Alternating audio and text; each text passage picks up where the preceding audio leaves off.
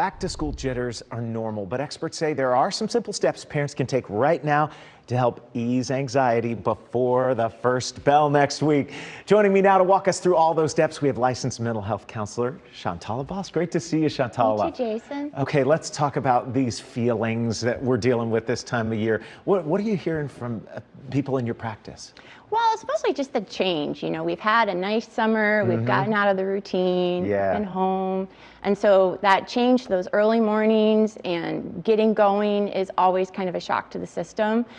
So I think for kids, especially if they're moving to a new school or changing from primary to secondary, not knowing the unknown. I mean, that's the way we're wired. We want to know what's going to happen. And sometimes when we don't have all the answers, it can create anxiety. Yeah, those transitions you mentioned, like seeing kids go to kindergarten or middle school or high school, it really does create some feelings. And how do you recommend us dealing with that? Well, it depends on the age of the child. You know, when we're dealing with kindergarten, there can be some separation anxiety. Leading up to going to school, it's very exciting, thinking about all the things they're going to do. But when it's time to say goodbye to mom or dad at the beginning of the day, sometimes that can be hard. So trying to ease them into a routine, bringing them to the school to meet the teacher, setting things for them to look forward to afterwards for the little kids. For older kids, it's a lot different. You know, it depends on the peers and expectations. So we have to kind of tailor our conversation to the kids' needs and their age level. Yeah, that's really good at sort of understanding our kids. It's also important that moms and dads understand we may be feeling some things right now, a little anxiety that parents feel and those guardians getting kids off. Well, that happens a lot. Sometimes when I'm talking to kids about what they're anxious about or what they're thinking about, the parents will sometimes interject and say things, and then the child will actually start talking about it. And like you said, emotions are contagious. So sometimes it may not even be on their radar or something they're even thinking about. But if the parent starts talking about it and starts feeling that anxiety, kids can read us and they can feel it as well.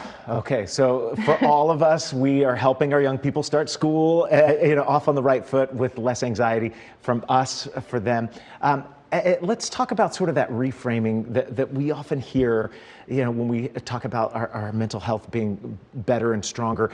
It's maybe reframing from this is something new, this is something scary, to something that's exciting. You mentioned a little bit, like for the little ones, something exciting for after school that they can look forward to during the day. Well, absolutely. Something that when they get home, they get to do, or some sort of reinforcement for the little kids.